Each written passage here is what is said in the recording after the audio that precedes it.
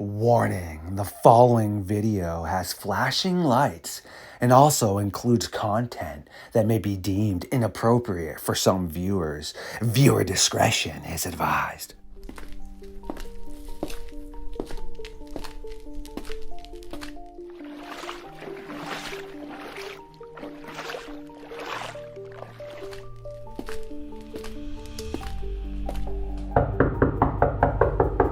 The Cryptid Huntress, Jessica Jones.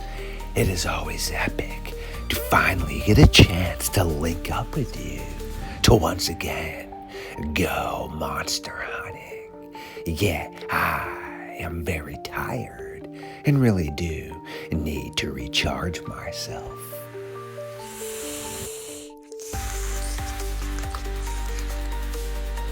Yes, that was a tad bit messy, but no worries, I am fully revamped.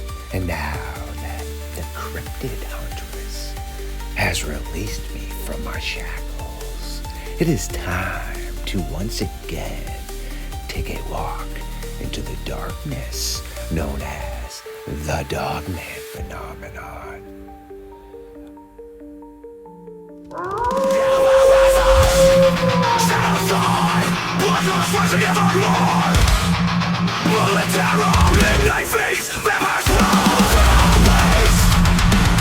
Stood up. I said, oh my god, it's a werewolf. And everybody in the car freaked out.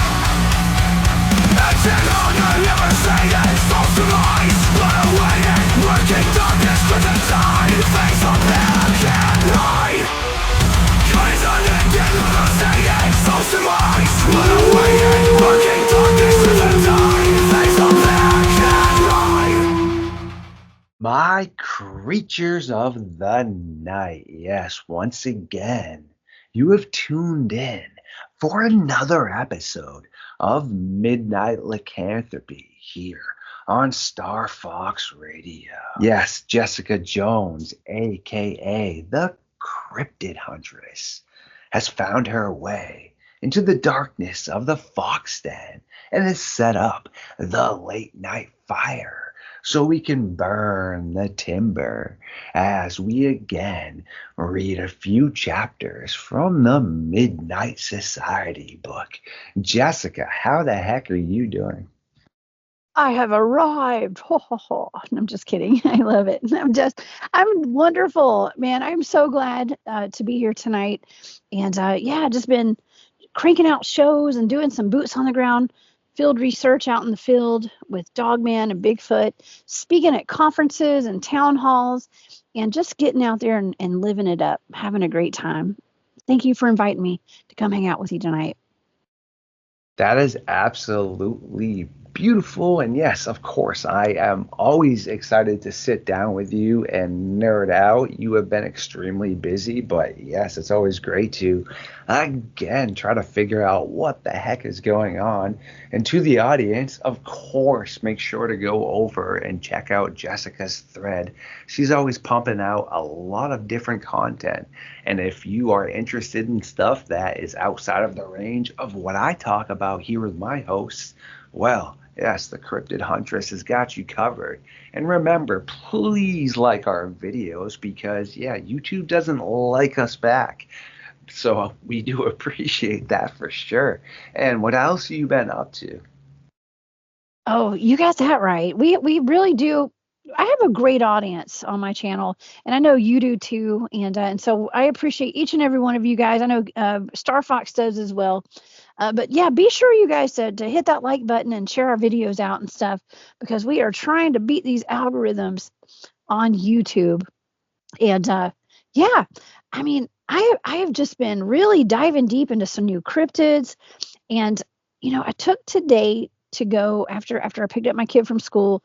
We drove up through Georgia through an area where I've actually done some research where we've had several Dogman reports up in the north part of the county where I grew up. And I don't know, I'm just curious to know if you've had any kind of reports out of my neck of the woods on Dogman sightings recently? Well, of course you have always been, tracking down this gnarly cryptid known as the Dogman, hence the Cryptid Huntress. And well, yes, I have 3 interesting encounters that are pretty recent. But before we can nerd out and read those, I definitely would like to hear what else you've been up to with the whole Dogman thing or anything else in general. And if you have any big Dogman projects you're going to be working on or anything that you've been diving into. And then afterwards, yeah, of course, I will definitely bust those out for you. Well, I recently did we did a Dogman investigation out of Alabama back in the summertime around July. We did have that going on. I've been out with my other teams. I'm on 4 different field research teams, and yeah, I've been out with a few of my teams. I've been out at the Meadow. Some people might know about that project that we work on, an undisclosed location. I do a lot of my research all over the southeastern United States. So I was out there. I haven't come across a whole lot of Dogman activity recently, but I do have a super secret trip planned. I can't really talk about it too much, but CW operators and survival. It's actually CW operations and survival, that team, Cryptid Warfare. We have something planned. We got a little something in the works, and you guys will be hearing about that. Let's say in about 2 or 3 months, you guys will hear about that. And so yeah, we got our ear to the streets. We know where these reports are coming from out of all over the Southeast, Georgia, Tennessee, Alabama, Florida, South Carolina, North Carolina, Virginia, West Virginia, you name it. We're going to cover it. And so as soon as we do some more field investigations, I will come back and we'll talk about it. I did want to mention one thing. I got a really interesting email over the past couple of weeks from a guy who told me that he had some inside information on werewolves. And he let me know that people who turn, okay, like humans who change into werewolves, they watch my shows. So I just thought that was really interesting, really cool. It's not beyond the realm of possibility, right? That we might be having people watching our shows that are looking for help or looking for information. And so werewolves are people too, okay? And I thought that was just kind of a cool thing, and it kind of changed my perspective on how I handle my shows now and how I put out the information. It didn't change anything, but it just made me a little more aware, or a werewolf.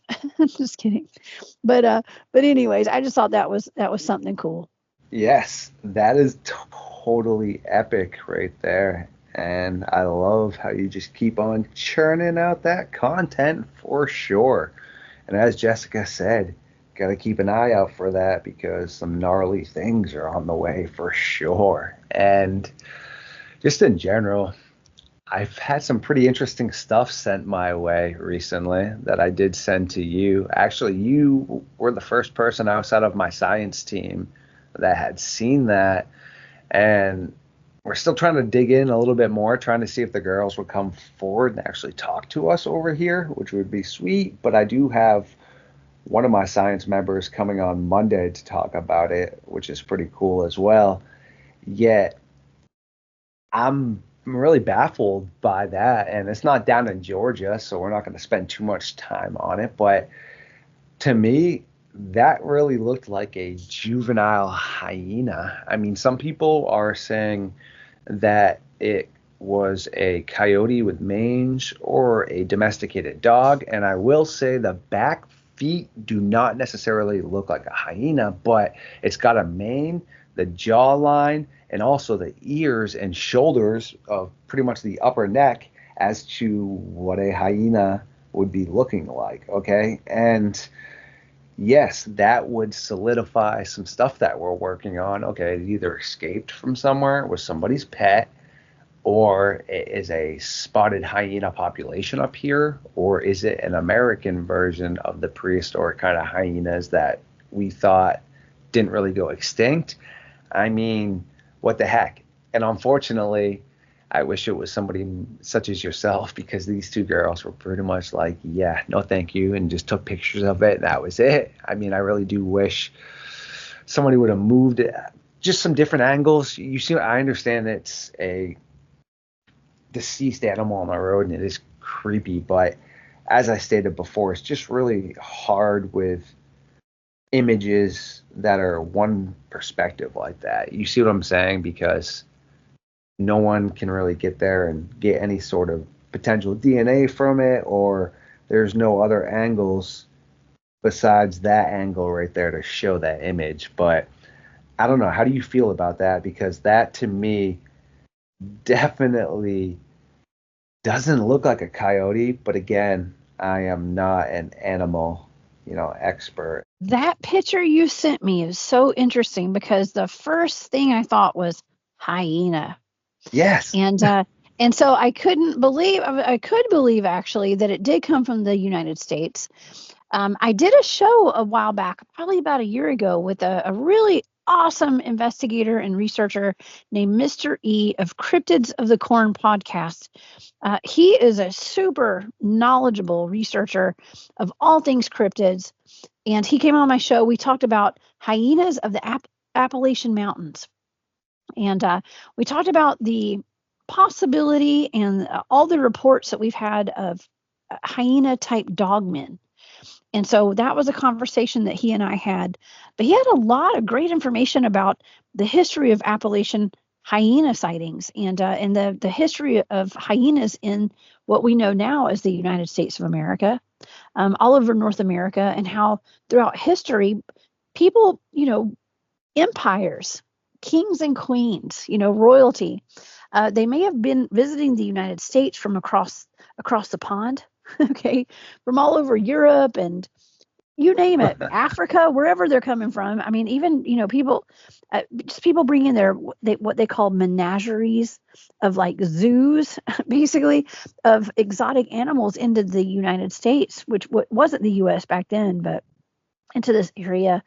And potentially, maybe some of those animals were hyenas, and maybe they got loose and took up residence in the Appalachian Mountains because people do report hyena sightings in the Appalachians. And as you know, that is my research area down in the southern part of the Appalachians, an area of high strangeness, but also of hyena sightings and hyena dogman sightings.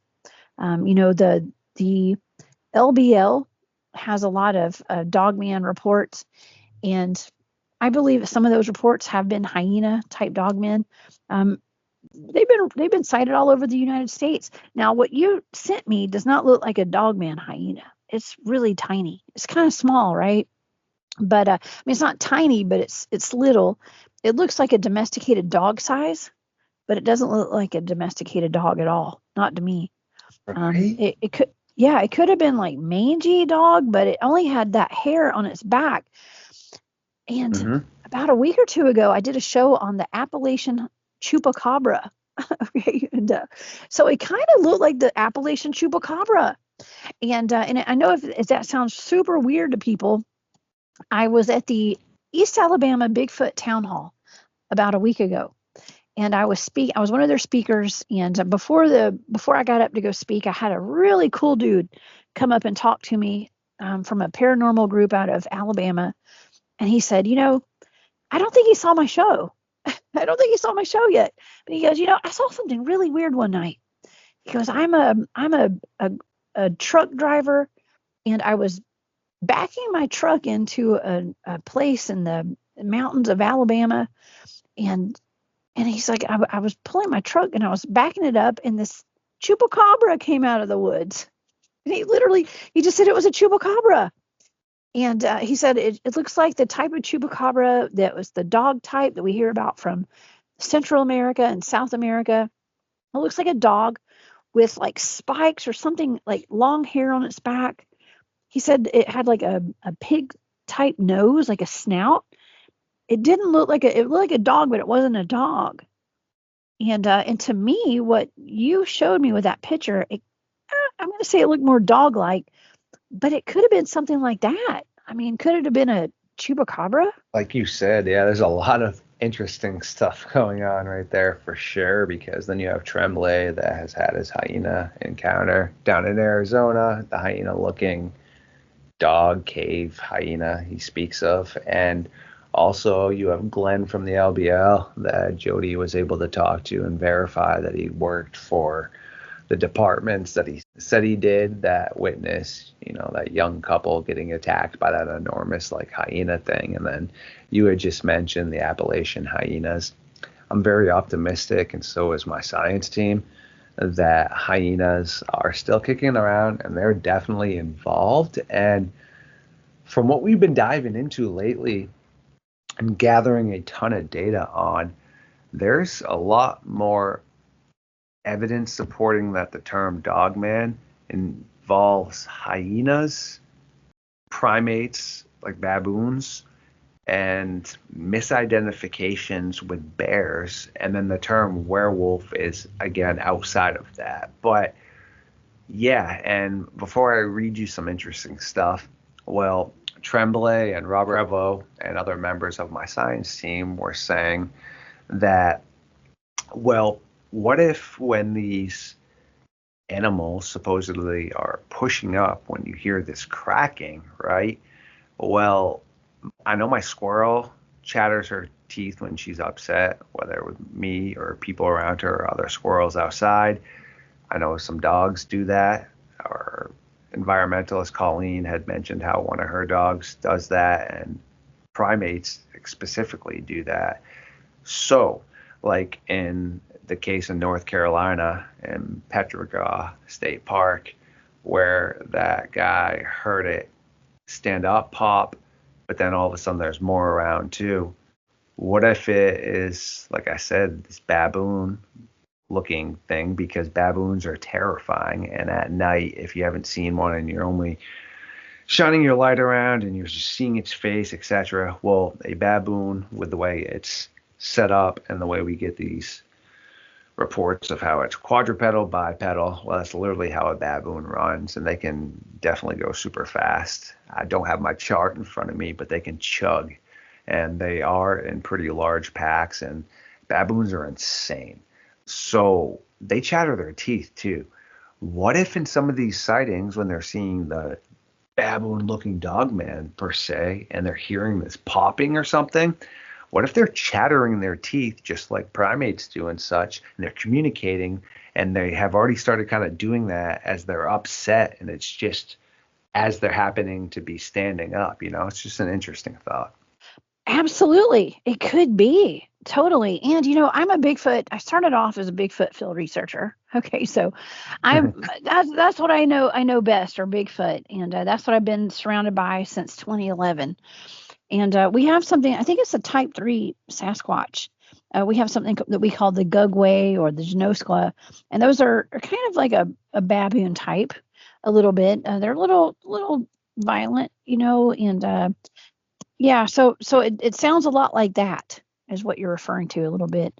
Thank goodness I've never come across any of those in the wild, not that I know of. At least they haven't charged at me. Okay, but but yeah, it could be that. And by the way, the fact that you have a pet squirrel just warms my heart. I love that. The fact that that it chatters its teeth when it gets upset, that is the cutest thing ever. And I'm so sorry. I hope it never gets upset. I love squirrels. I know, right? It is so true. Yeah, she's awesome, and I do appreciate that. I sent you her playing in the snow the other day. It's Oh so God, funny. she's adorable.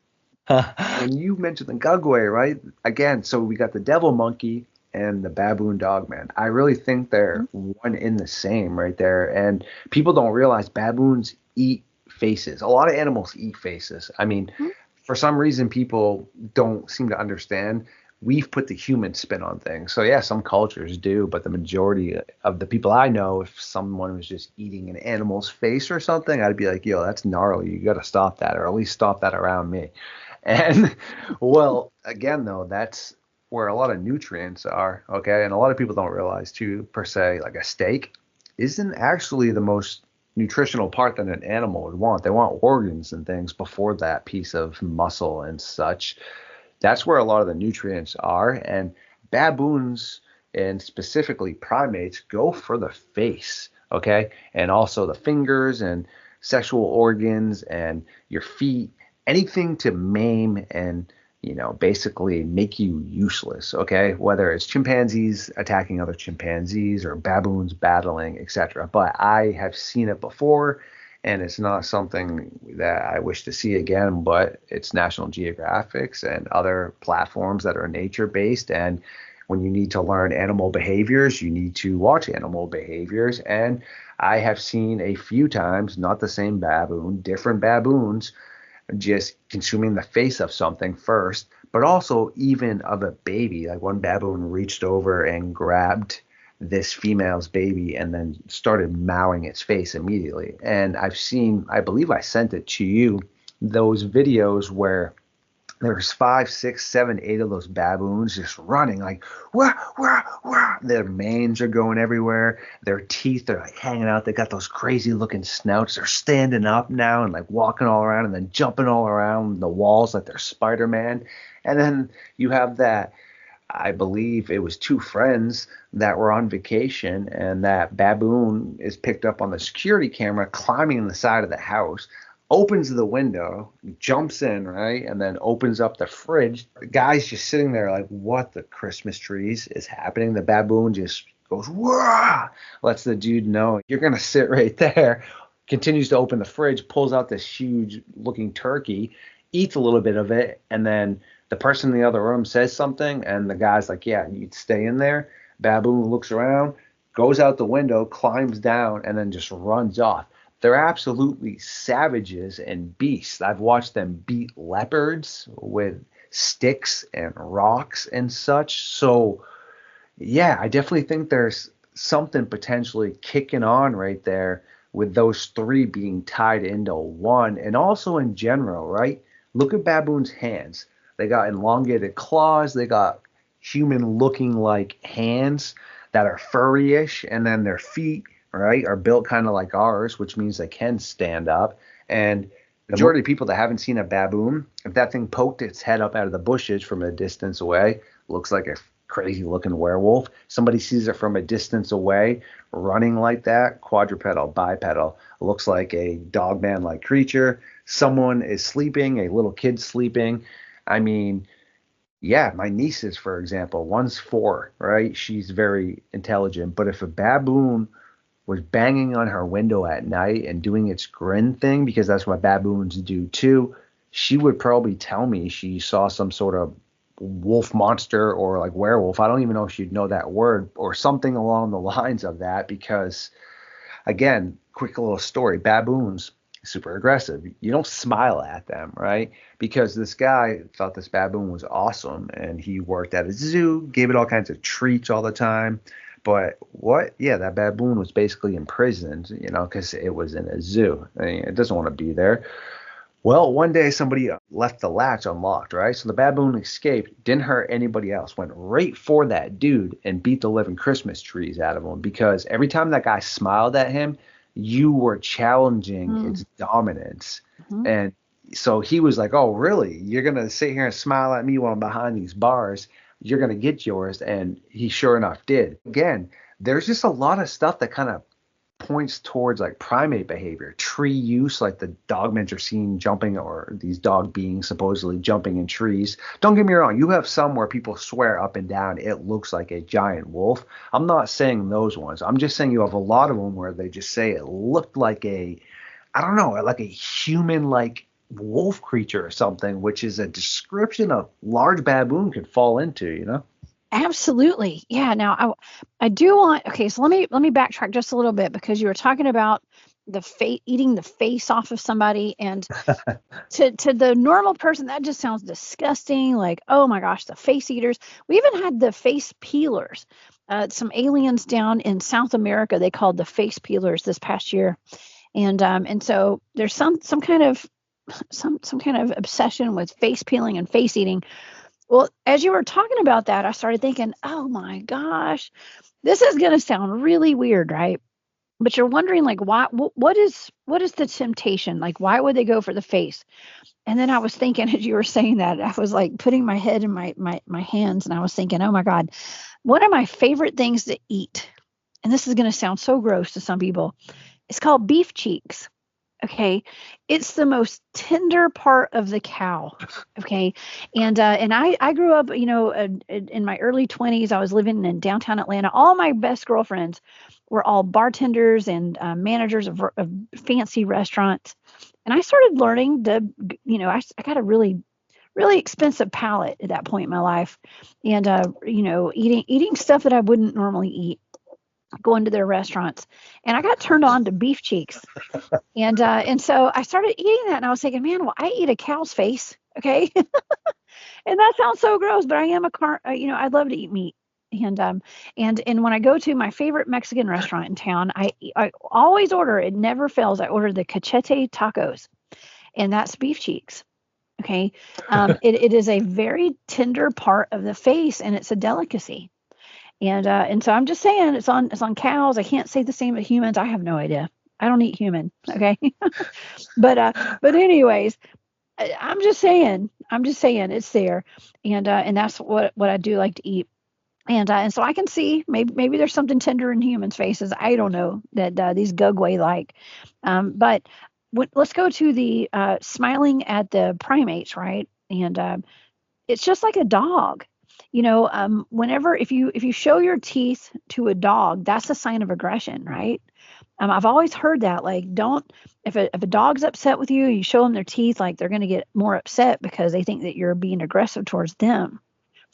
So anyways, it's just, there's subtle things that, if you're trying to train your dog. If you watch Caesar Milan on Animal Planet or whatever shows that he's on, I'm pretty sure that I learned that from him. It's like, don't show your teeth. That's a sign of aggression when you're approaching a dog.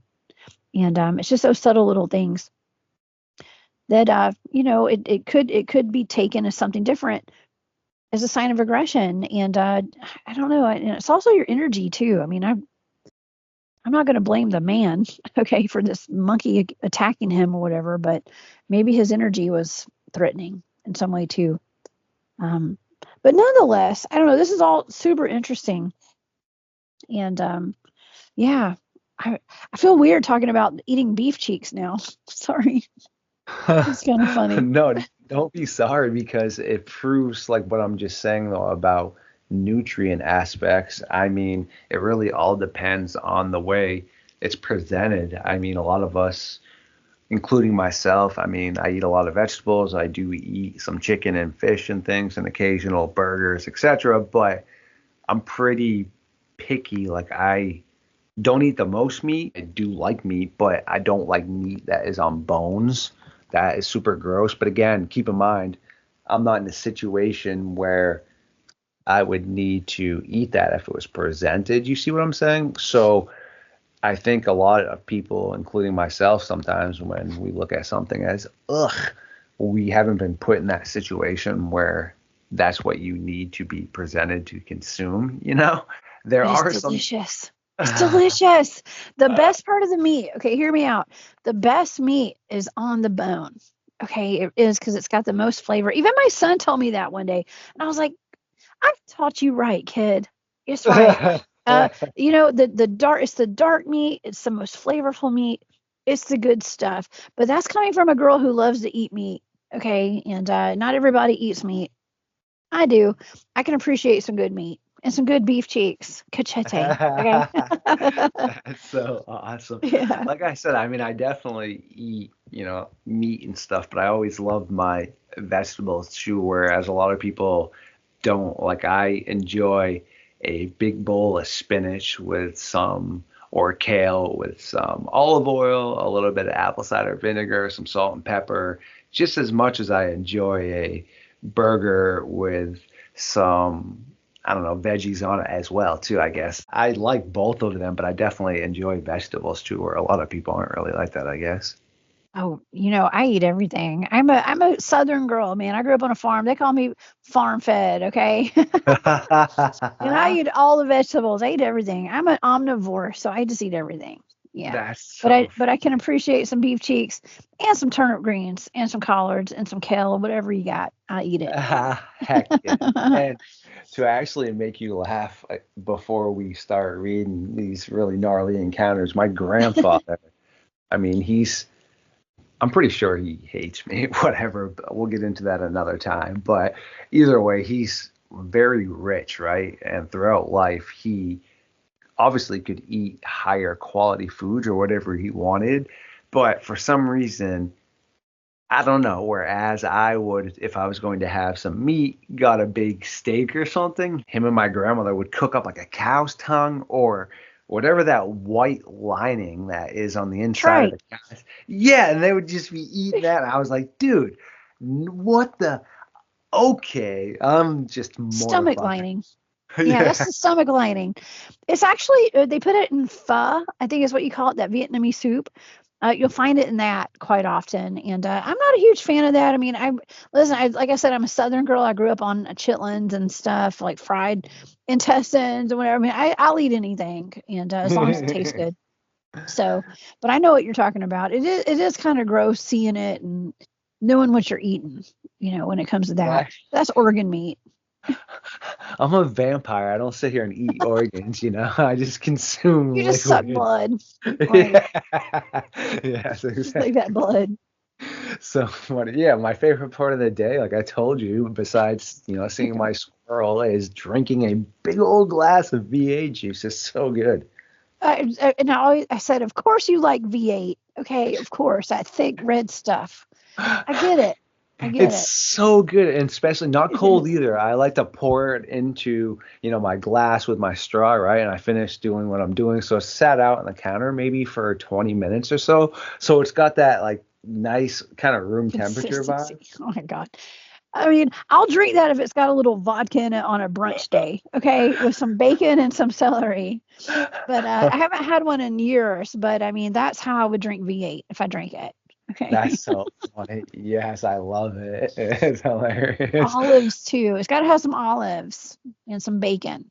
Yeah, I'm not sure. I know obviously there's tomatoes in there, there's carrots, there's kale, there's a bunch of vegetables in there. I'll have to look at the total ingredients. So I do feel bad at the lost souls of the veggies I'm consuming. Or as my roommate said, he's like, kid, you're eating butterfly blood. I was like, Oh my God, the healthy vampire friend here. Yes, our healthy vampire.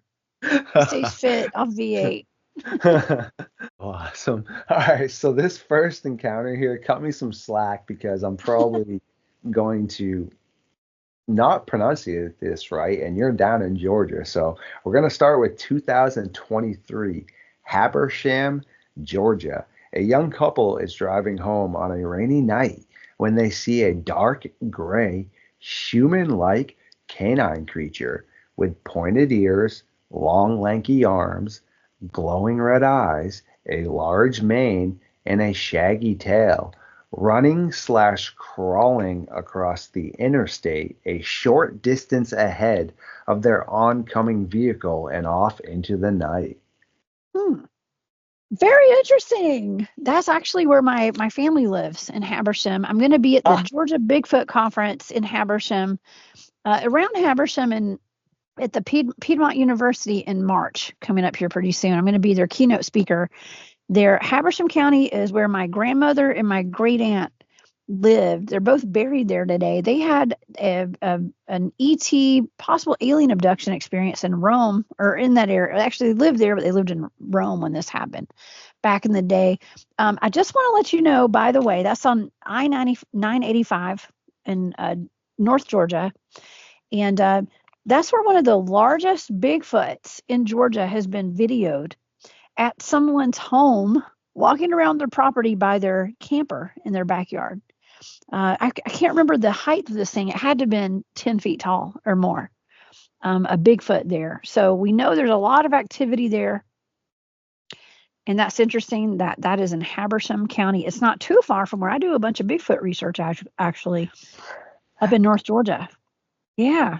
wow, what a nice little pick right there. Yeah. And you're going to Yeah. actually like that Rome is one of these ones too coming up. No So, way. yeah, Well, that's so okay. funny that Oh, I picked these without even knowing this.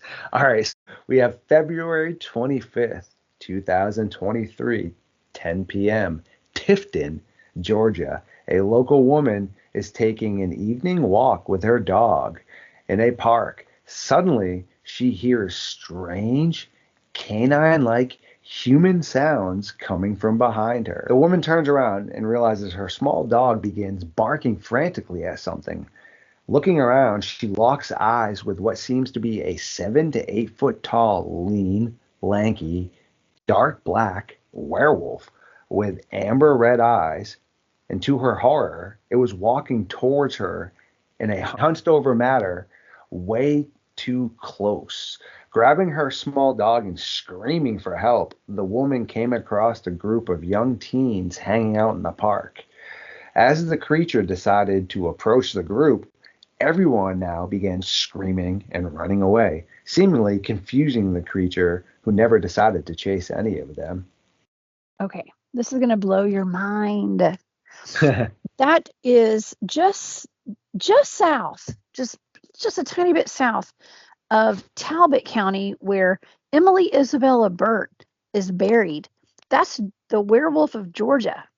Okay, that's along the Troop Herd Corridor. It's just south of all of that in Tifton County. That's South Georgia, near the Okefenokee Swamp, also where the giant attack of 1829 happened in that same area.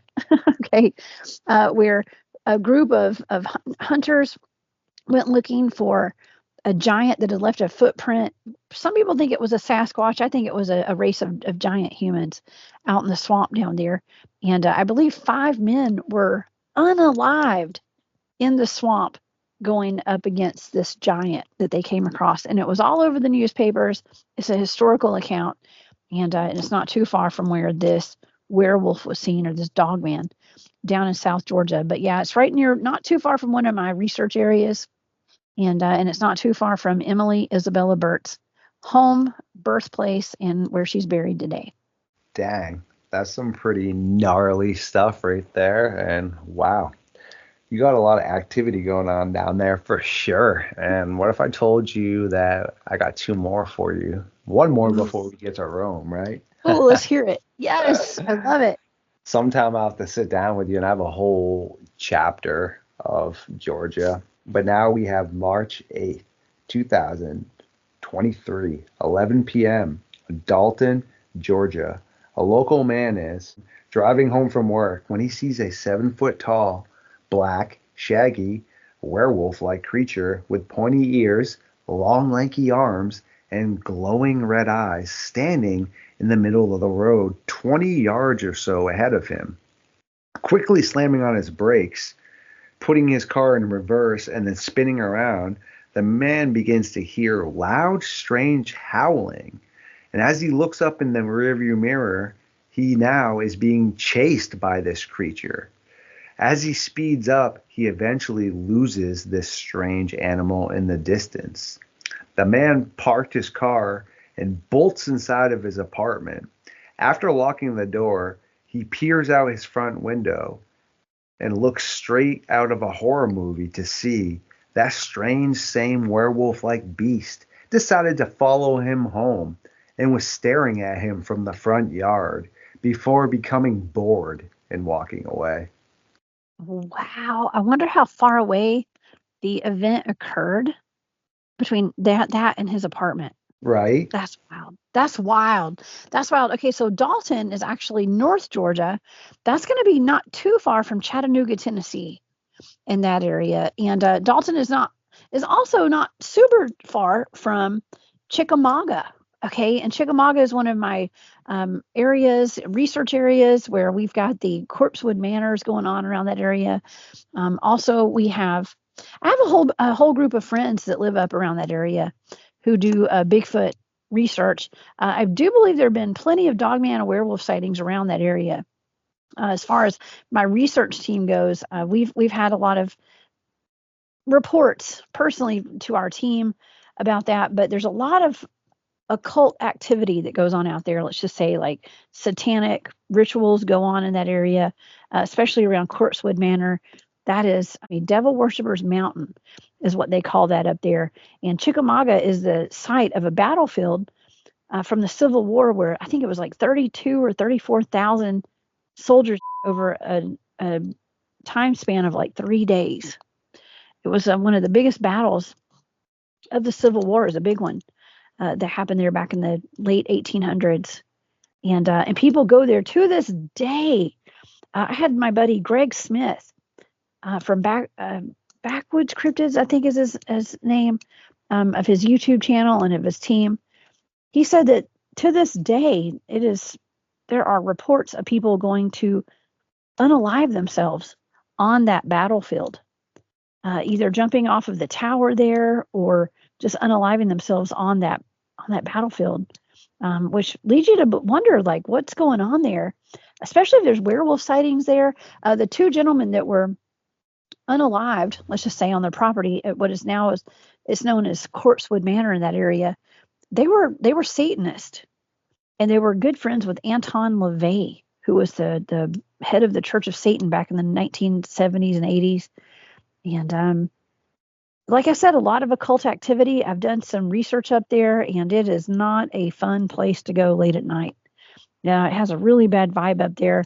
But could there be a portal there? Could something have been opened up? I know that Anton LaVey is rumored to have showed those two men where to build their house on that property, probably to get the maximum effect of whatever kind of rituals they were doing out there.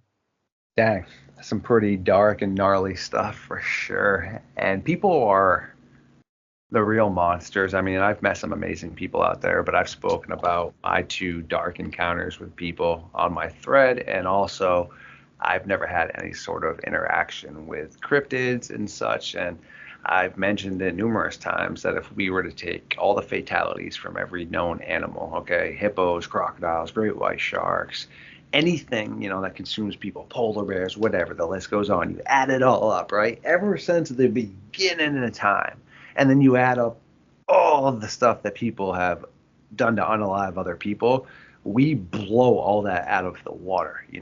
And as far as I know, for the most part, all the supposed cryptid fatalities, I mean, they're really hard to fully verify. I know I can verify a lot of unknown tracks and vocalizations that people that we specialize with can't verify that. But when it comes to, some of the more infamous type, say, Dogman encounters, like the late Brenton Sawin, rest in peace, man, he had somebody come onto a show and talk about how down in Tennessee, I believe it was, or the Kentucky area, right around there, that this guy in a remote cabin, an off-type grid guy, was ripped apart by a werewolf, and his buddies got there because they'd heard it over the phone, and supposedly only his foot was left.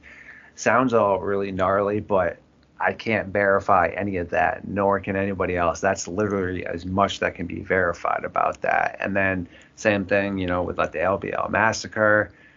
Really, there's not much to cling on to with that as well. And yeah, so when you look at, like I said, supposedly these violent cryptid attacks, I mean, even though they do occur, sure, yes, I agree with that. But it still doesn't even add up to, some of the stuff people do. Like I recently was watching a documentary where this guy was playing into this lore of like the werewolf and such being in the area, and he'd wear like a wolf skin and these basically like Wolverine like type metal claws and would terrorize his victims like that. So, I mean, that just shows you right there a whole nother level. I mean, you have people that play into that. You do, and I have historically been a Bigfoot field researcher for a while, and we have actually been called into a state park.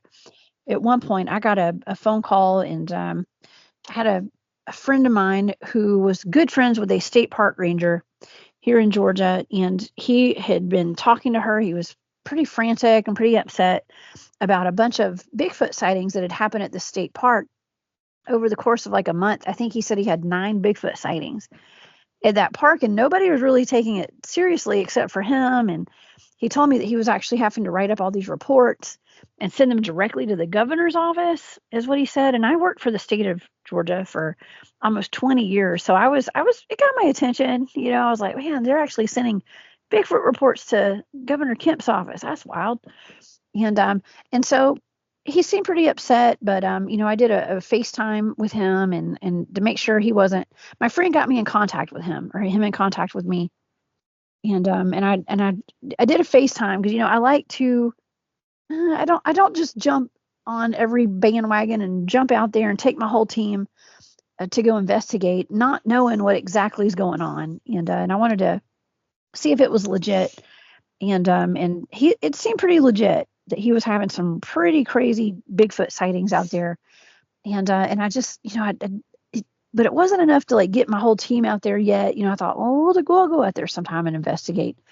But he contacted me one night and he said, hey, we've had a related to Bigfoot out here. Please come out, please. So he was like begging me to come out there. He said, please, we've had a, and that got my attention because if you're having a related to a Bigfoot sighting, I'm there. Okay, let's see what's going on because now people are in danger. Like this is really bad. It's not typical of normal Bigfoot sightings, but what was really crazy was when we got there, he was very credible. And I've talked to him for months after that. But it was very credible. He took us around to all. I took a scouting team of 3 of my guys and myself. We spent a weekend out there at this park, and it was pretty legitimate. And he told us the whole story about what happened with the gentleman who had a heart attack because he said that a Bigfoot was looking in his window. He had seen this Bigfoot earlier in the day, and then he said it was actually looking in his window and staring at him, and it scared him so badly that he started screaming. And his wife said that he was screaming, and he had a heart attack, and he passed away. And that was the story. The guy even took us into the cabin and showed us around and showed us exactly where the window was and where the man was. I mean, it was step by step. He showed us everything. And it was weird because one of my teammates was friends with the coroner of that area. And the coroner, when she asked him what happened, he had a completely different story. And he told us that it was actually not a Bigfoot. He said, I never heard of that. He said it wasn't even an old man. It was actually a young woman and her 2 friends, these 2 men. She had an overdose. And that's how and it wasn't an older man. So it was just really weird. And I started thinking, I had some friends of mine who are investigators who contacted me and they said, well, that's kind of the go-to thing with public officials. When something happens, they say that they change the whole story. Okay. And I'm not saying anybody did that. I'm not saying it. I'm just saying what I am saying is that pay attention. Okay. Pay attention because, the park ranger seemed very credible. He did not hesitate to show us everything, every place that these sightings had been, gave us play-by-plays of everything that had happened. And then when it came down to an elected official, the story was completely different as to what had happened. So I don't know. I'm just putting it out there. That's some pretty gnarly stuff right there for sure. And great topics and great logic and great viewpoints for sure. And before I read this last encounter, because yes, to the audience, we do need to allow the Cryptid Huntress to get back to things she needs to attend to, but we still have her for a few minutes, so no worries. But my most nightmare-fueled Bigfoot thing I have ever heard in my life, and growing up is when it really terrorized me, is that phone call. I can't remember where it's from, but the guy is talking to the dispatcher and no one's been able to prove that it's not a real call to 911. And he has claimed that something has unalived his dog recently and that he sees what looks to be a large man. And then you can hear him getting extremely disturbed, like, holy F that SOB, he's big. And he's like stuttering his words like that. And you can just hear the terror. And the woman goes, is it a man? And the guy goes, I think so. Again, just stuttering his words because of the trauma effect. And then you can hear the terror even escalate even more. Do you know what phone call I'm talking about? Of course, I totally know what phone call you're talking about. He sounds like he's from up north. He don't sound like he's from the south. Okay. I don't know exactly where he was, but I know exactly what call you're talking about. And he goes, I don't know what this thing is. Yes. He was like, yeah, it looks like he's like, I don't know. I don't know what this thing is. Just get out here now. Yes. Yeah, it was pretty sad. And I had a guy on my show recently from his YouTube channel is called Media Palace. So if your listeners are familiar, if you watch YouTube, obviously you watch YouTube, go to Media Palace, right? And Eric is his name. He was on my show. He is a journalist and an investigator, a Bigfoot researcher, cryptid researcher out of Texas. He lives near Austin. He's done some documentaries on the Beast of Brushy Creek and the Legend of Hairy Man Road. Those are his 2 documentaries that he's put out so far. He has filed a bunch of FOIA requests.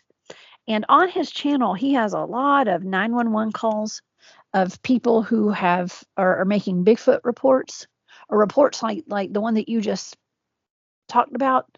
Let's see, there's all sorts of like state park emails, okay, like emails amongst the park rangers at the national parks, at the state parks, where they've even got park rangers talking about how they'd gone out and casted a bunch of Bigfoot footprints, their tracks, at the park after it got dark so that no one would be suspicious of what they were doing. Okay, things like that. Official documents of Bigfoot reports and sightings. He has done a lot of FOIA requests, and they're all on his channel and on his website, mediapalace.com.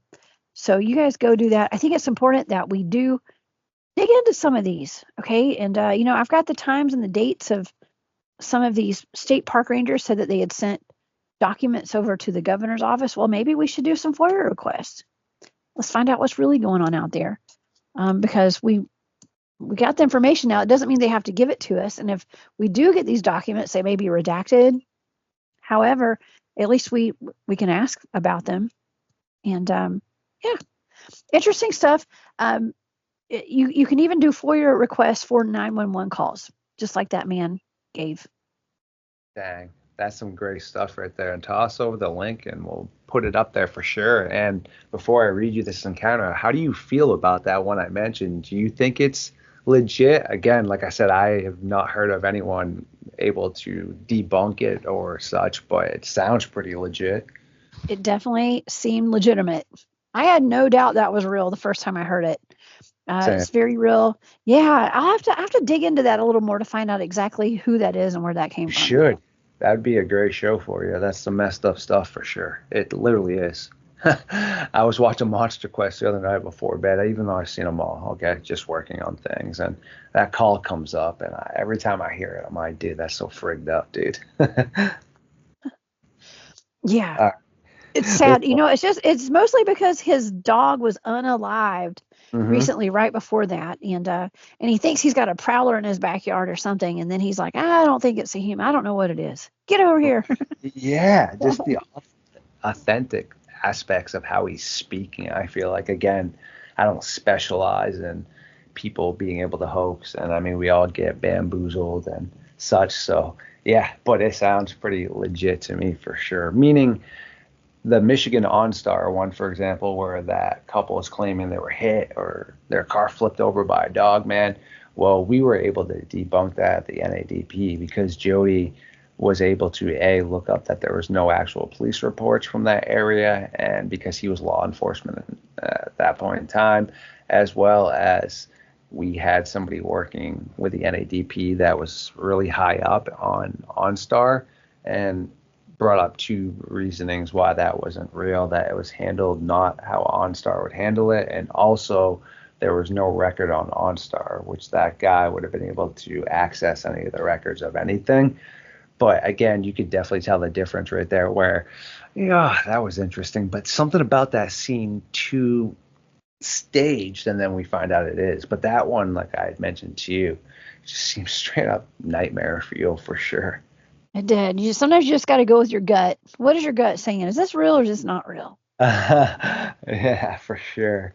All right, and this last one before we let you get boogieing is May 1st, 2023, Rome, Georgia. A family has recently moved into a remote property. They are having a family barbecue with a few friends and family members. Getting bored, 3 young boys head out back to jump on the trampoline. As they are jumping around, laughing, and causing ruckus, the owner of the property comes around the corner and asks his son to come check his trail cameras he had set up nearby to scope out for deer. As they are walking, the pair finds one of the trail cams on the ground, completely bitten and torn and scratched up. Upset, the man picks up his trail camera and heads back home with his son to get his brother and the other two boys in an attempt to return and get the rest of the cameras. Returning to the area, the group sees an enormous 7 to 9 foot tall, dark black, shaggy, werewolf like creature with glowing red eyes looking at them from 20 yards away. Suddenly it begins growling and bolting towards them. Turning and running around, one of the boys trips and falls, which causes the group to turn around and run back to help up the screaming child. To everyone's horror, the creature had picked the boy up by the neck with one hand and was screaming in his face and opening its jaws as if it wanted to eat him. Raising their shotgun, the two men unloaded on the animal, causing it to drop the boy to the ground, and then it stumbled around and started coughing up some of its own blood before one man blew a large part of its shoulder off. Then this caused the animal to sputter again and sprint off into the forest. The boys and the man turned around and began sprinting back to their house. The group could hear loud howling and shrieking coming from more of these creatures nearby, who were totally pissed off that they had either wounded or unalived one of their pack.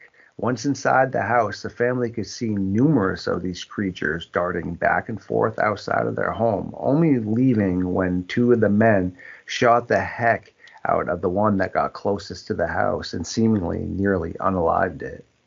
What? That is wild. I have never heard this story. Oh my gosh, I am bringing you on my channel to talk about this sometime too. That's wild, and I'm not shocked that happened in Rome. Rome is an area of very high strangeness. It is in the heart of the Appalachians too, in Georgia. A lot of occult activity actually goes on in Rome, Georgia. It's actually known for, even on the steps of their courthouse, they have a statue of Romulus and Remus, who are the little boys who were raised by the she-wolf, just so you know. I think the Rome, Italy, sent this statue over to Rome, Georgia, as a gift. And so the two boys, you'll know the story of the Roman Empire, Romulus and Remus. Mm-hmm. Look it up. It's fantastic. Lots of high strangeness. I have friends. My family grew up there. My family had property around a place called Booger Holler in Rome, Georgia, and you can only imagine what's at Booger Holler. It's usually Bigfoots, maybe even Dogman live around Booger Holler. And wow, I can't believe I've never heard this before. It's not too far from where I live, actually. Okay, so I'm going to have to dig a little deeper into that. But that's wild. I mean, even a kid. I mean, did they report this to the local authorities, or do you know what the aftermath was like? Great stuff right there, huh? For sure. And thank you for sharing all that as well. And that's some pretty gnarly stuff. And like I told you, I have a whole entire chapter we can sit down at some point in time and filter through. And yeah, they reported it and really didn't have much of a follow-up, etc.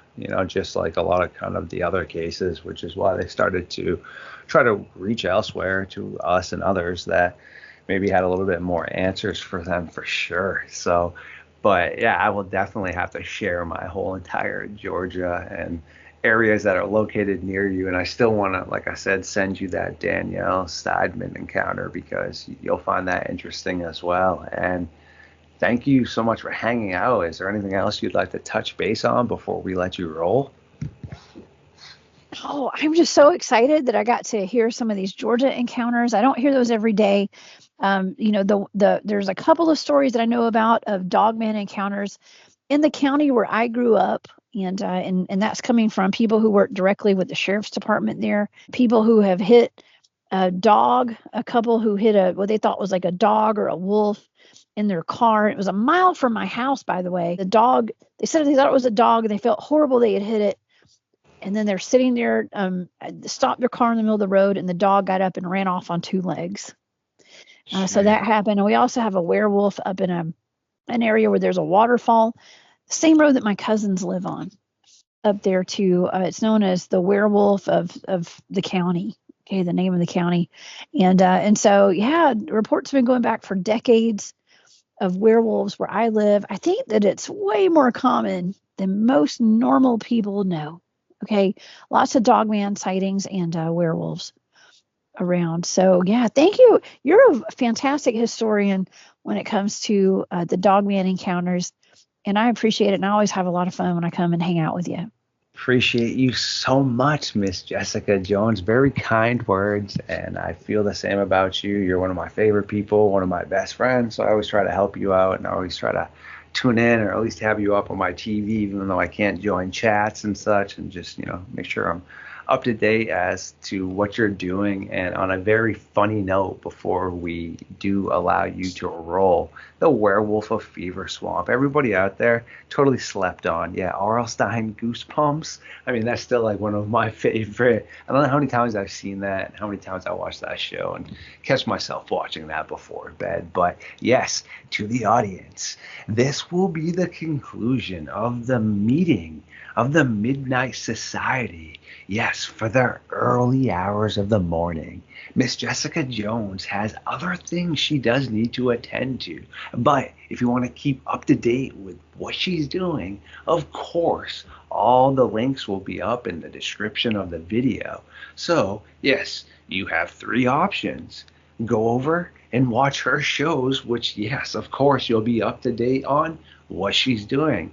Or go to my playlist and watch our previous shows. Or, yes, be on the lookout for the newest one. That works too. And I do appreciate you hanging out with us tonight, my friend.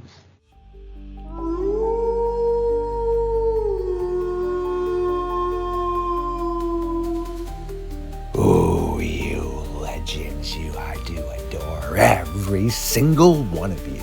If you do like mine, as well as Jessica Jones content, please like, comment, subscribe, share, and feed the algorithm.